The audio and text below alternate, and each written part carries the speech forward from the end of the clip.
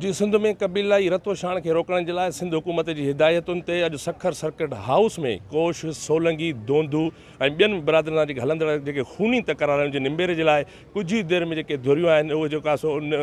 पहुची वेंदियूं ऐं धुरियुनि जा जेके माण्हू आहिनि उनजो अचण जो सिलसिलो आहे उहो जारी आहे। सखर सर्किट हाउस के चौधारी जेका सो पुलिस जी सिक्योरिटी जेका सो इंतहाई सख़्त कई वई आहे ऐं ॿुधाईंदो त हीअ सरपंच आहे सरदार अलीगोर ख़ान मर ऐं डॉक्टर इब्राहिम ख़ान जतोई जेका सो ॿिया जेके सरदार आहिनि उहे सखर सर्किट हाउस में पहुची विया आहिनि ऐं धुरियुनि जो जेके अचण जो सिलसिलो आहे उहो बि जारी आहे। कुछ ही देर में जेका सो जेके धुरियूं पहुचण बाद जेको फ़ैसिलो आहे उहो जारी रहंदो ऐं जेका सरपंच धुरियुनि जेके ॻाल्हियूं आहिनि उहे ॿुधंदा ऐं ॿुधाईंदो त हिन कोश सोलंगी ऐं जेका दोंदू ऐं ॿियनि जेके बिरादरी जा जेके जहिड़ा आहिनि उन्हनि में 100 खां वधीक जेके माण्हू मारिजी विया आहिनि ऐं मारिजी वियलनि में केतिरियूं जेके माइरूं आहिनि उहे जेका सो जेका सो रोईंदियूं रहनि थियूं ऐं केतिरियूं वनियूं आहिनि उहे बेवा थी वियूं ऐं केतिरा ई मासूम जेके ॿार आहिनि उहे यतीम बणिजी विया आहिनि। ईअं ई जेके ॻाल्हि कजे अगरि सखर ज़िले जी त सखर ज़िले में मर जतोई जेको तकरार आहे जेको मर कलोड़ा तकरार आहे उनखे बि रोकण जे लाइ क़दम खयां वञनि। जी।